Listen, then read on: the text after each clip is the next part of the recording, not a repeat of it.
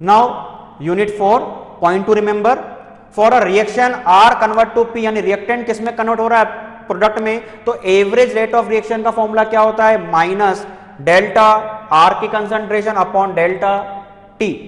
यानी अगर आप रिएक्टेंट की कंसंट्रेशन आप यूज कर रहे हो तो फिर एवरेज रेट में फॉर्मूला क्या आएगा, नेगेटिव, क्योंकि वी नो वेरी वेल जो रिएक्टेंट की कंसंट्रेशन क्या होती है, डिक्रीज होती है, जबकि जो रेट होती है वो ऑलवेज क्या होती है, पॉजिटिव।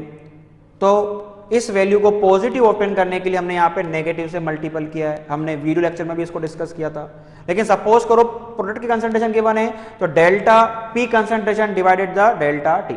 डेल्टा का मतलब क्या है, चेंज, ठीक है, it means change concentration of product divided the change in time या total time taken for changing. Next, for a reaction की बात करें, A plus 2B convert the 3C plus 4D। Overall rate की बात करें, यानी स्टाइचोमेट्रिक कोफिशिएंट से हम क्या निकालना चाह रहे हैं, रेट निकालना चाह रहे हैं। कि हमने इस चैप्टर में देखा है कि रेट निकालने के 2 मेथड हैं, एक तो स्टाइचोमेट्रिक कोफिशिएंट मेथड है, दूसरा रेट लो है। तो according to the stoichiometric coefficient rate का फॉर्मूला, इट मींस रिएक्टेंट की कंसंट्रेशन, रिएक्टेंट क्या है यहाँ पे, ए की कंसंट्रेशन, डेल्टा लगा दिया, और यहाँ पे माइनस क्यों आ रहा है, क्योंकि जो इसकी कंसंट्रेशन है वो क्या हो रही है, डिक्रीज हो रही है। तो यहाँ पे ए लिखा हुआ है तो कंफ्यूजन नहीं होना चाहिए, ए क्या है, स्क्वायर ब्रैकेट मान के, यानी ए की कंसंट्रेशन है अपॉन डेल्टा टी हो जाएगा।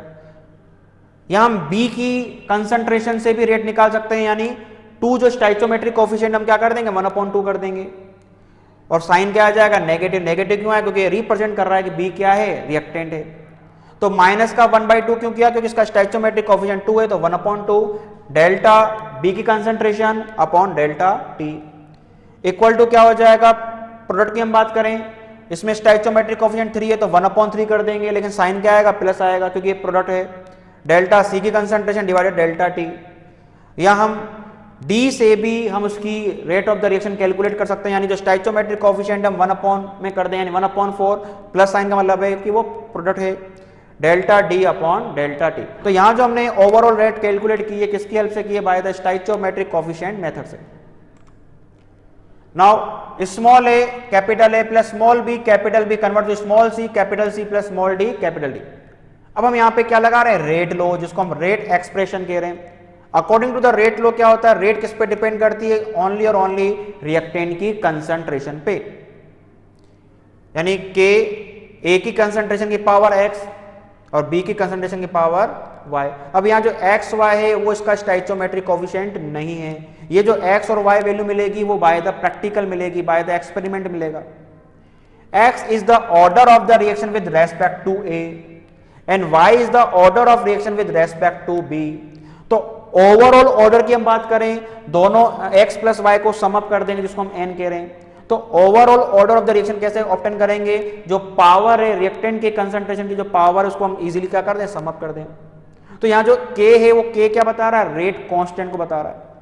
तो ये जो हमने लो पढ़ा है ये कौन सा है, यहां जो हमने रेट कैलकुलेट किया वो किस बेस पे किया, according to the rate expression या रेट लो। अब ये टेबल सबसे इंपॉर्टेंट, यानी पूरे चैप्टर को समराइज करने में ये टेबल बहुत ही इंपॉर्टेंट है। यानी इस पूरे चैप्टर में हमने 2 ऑर्डर की रिएक्शन पढ़ी है, 0 ऑर्डर और फर्स्ट ऑर्डर, यानी रिएक्टेंट किस में कन्वर्ट हो रहा है, प्रोडक्ट में। तो उसकी डिफरेंशियल रेट इक्वेशन हमको याद होनी चाहिए। 0 ऑर्डर के लिए हमने क्या वैल्यू कैलकुलेट की थी, क्या इक्वेशन कैलकुलेट किया था, del R concentration upon del T equal to minus K. और फर्स्ट ऑर्डर के लिए हमने क्या डिफरेंशियल रेट इक्वेशन कैलकुलेट की थी, जिसको हमने डी आर ई कहा था, del R concentration upon del T equal to minus K R. यानी ये क्लियरली विजिबल है कि जो रेट ऑफ द रिएक्शन है वो किस पे डिपेंड कर रही है, रिएक्टेंट की पावर 1 के, और यहां तो रिएक्टेंट कंसंट्रेशन आ ही नहीं रहा, यानी 0 ऑर्डर है, यानी जो रेट ऑफ द रिएक्शन है वो रिएक्टेंट की कंसंट्रेशन पे डिपेंड नहीं करती। अब इसके लिए आई आर ई की बात करें, इंटीग्रल रेट इक्वेशन की बात करें, तो 0 ऑर्डर के लिए हमने इक्वेशन ऑब्टेन करी थी, K T equal to R zero minus R, यानी न्यूमेरिकल जब आएंगे 0 ऑर्डर के लिए तो ये इक्वेशन बहुत ही इंपॉर्टेंट है, इसी से हमारे न्यूमेरिकल सोल्व होंगे 0 ऑर्डर के लिए।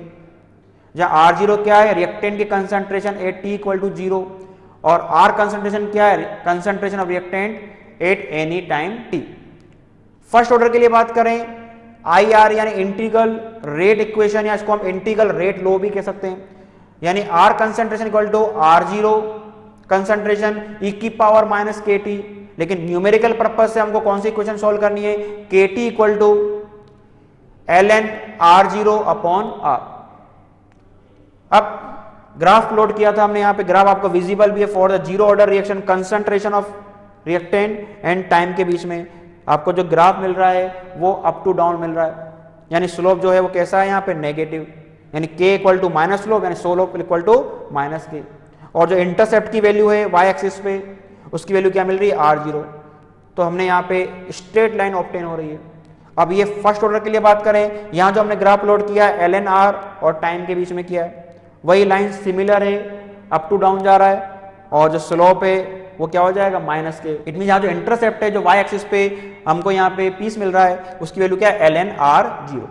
ओके, अब एक ग्राफ हमने और बनाया था ln R0 अपॉन R और टाइम के बीच में बिल्कुल स्ट्रेट लाइन मिली जो ओरिजिन से मूव करती है, उसका स्लोप क्या था पॉजिटिव k अपॉन 2.303। तो इट मीन ये ग्राफ भी आपको लर्न करने for the zero order for the first order. अब important half life, half life का मतलब क्या रहेगा, जिस टाइम इंटरवल में रिएक्टेंट की कंसंट्रेशन क्या हो जाए हाफ हो जाए। तो जीरो ऑर्डर के लिए क्या एक टी हाफ की वैल्यू क्या थी R0 अपॉन 2k, यानी जो हाफ एज है फॉर जीरो ऑर्डर वो डायरेक्टली प्रोपोर्शनल है इनिशियल कंसंट्रेशन की। अगर इनिशियल कंसंट्रेशन ज्यादा होगी तो हाफ एज भी क्या होगी ज्यादा होगी, जबकि फर्स्ट ऑर्डर में ln 2 अपॉन k मिल रहा है, यानी इनिशियल कंसंट्रेशन पे ये डिपेंड नहीं करती। टी हाफ जो है फर्स्ट ऑर्डर रिएक्शन के लिए इनिशियल कंसंट्रेशन पे डिपेंड नहीं करेगी। अब ln लिखा हुआ है मुझे लॉग में बदलना है, तो मैं क्या कर दूंगा सिंपल है 2.303 लॉग बेस 10 2, और वी नो वेरी वेल जो लॉग 2 की वैल्यू होती है बेस 10 पे वो वैल्यू कितनी होती है 0.3010। तो 2.303 को मैं किससे मल्टीपल करूंगा 0.3010, तो we can obtain the 0.693 upon k। It mean simply मैं फर्स्ट ऑर्डर के लिए हाफ लाइफ के लिए फॉर्मूला यूज करना चाहूं तो T half equal to 0.693 upon k। Okay, और यूनिट ऑफ के यूनिट से भी न्यूमेरिकल आता है, यानी जीरो ऑर्डर के लिए क्या यूनिट रहेगी मोल, लीटर इनवर्स, सेकेंड इनवर्स, और फर्स्ट ऑर्डर के इसको हमने सेकेंड इनवर्स कहा है।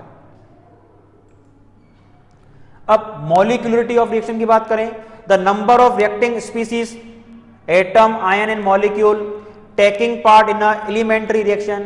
जो एलिमेंट्री रिएक्शन में जो भी नंबर ऑफ स्पीसीज पार्टिसिपेट कर रहे हैं वो क्या कहलाएगी, उसकी मॉलिक्यूलरिटी कहलाएगी। मॉलिक्यूलरिटी और ऑर्डर क्या होते हैं डिफरेंट कंसेप्ट है, जिसको हमने वीडियो लेक्चर में एक्सप्लेन किया है। The half life of first order reaction is 69.35 second, यानी न्यूमेरिकल गिवन है कि फर्स्ट ऑर्डर रिएक्शन के लिए जो हाफ लाइफ है टी हाफ की वैल्यू आपको गिवन है 69.35 second.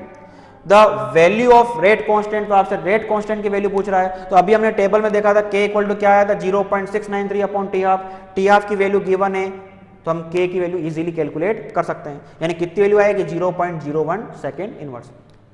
If the initial concentration of reaction is double, अगर initial concentration को मैं डबल कर रहा हूं तो T half is also double।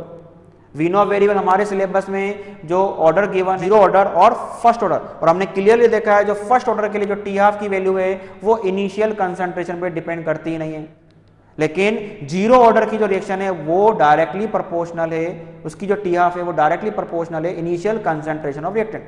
तो यहां पे क्लियरली विजिबल है कि इनिशियल कंसंट्रेशन को हमने डबल किया, टी हाफ भी क्या हो गया डबल हो गया, तो डायरेक्टली प्रोपोर्शनल है, यानी उसका ऑर्डर क्या हो जाएगा जीरो हो जाएगा। If 75% of the first order reaction was complete in the 32 minute, यानी जो रिएक्टेंट है रिएक्टेंट कंसंट्रेशन 75% डिसोसिएट हो जाती है 32 मिनट में, तो 50% of the same reaction would be complete, यानी 50% कंसंट्रेशन डिक्रीज करने में कितना टाइम लगेगा, आंसर आ रहा है 16 मिनट। तो इसके लिए आपको एक रिलेशन याद रखना पड़ेगा, फर्स्ट ऑर्डर रिएक्शन के लिए जो T 75% होता है वो किसके इक्वल टू होता है 2 इंटू T 50%। तो इस फॉर्मूले में हम क्या पुटअप कर देंगे, T 75% गिवन है 32, तो अपॉन 2 कर दो, 32 अपॉन 2 इट मींस 16 मिनट। तो ये रिलेशन इंपॉर्टेंट है for the first order reaction T 75% equal to 2 into T 50%। T 50% का मतलब है T हाफ एज, एंड T 75% मतलब क्या रहेगा T 3/4। Hydrolysis of cane sugar is a first order reaction. Example याद करना है कि केन शुगर का हम हाइड्रोलाइसिस करेंगे तो बेसिकली फर्स्ट ऑर्डर रिएक्शन है, जिसको हमने सूडो फर्स्ट ऑर्डर रिएक्शन कहा था। सूडो का मतलब क्या है, मॉलिक्यूलरिटी तो 2 है लेकिन ऑर्डर कितना रहेगा, 1 रहेगा। Water is present in large access during the hydrolysis. तो इस एग्जांपल में जो वाटर रहता है वो बहुत ही क्या रहता है, लार्ज रहता है, जिससे उसकी कंसंट्रेशन में कोई चेंज नहीं होता। तो इसलिए जो ऑर्डर रहती है, ऑर्डर जो रहेगा वो इस वाटर की कंसंट्रेशन में डिपेंड नहीं करता।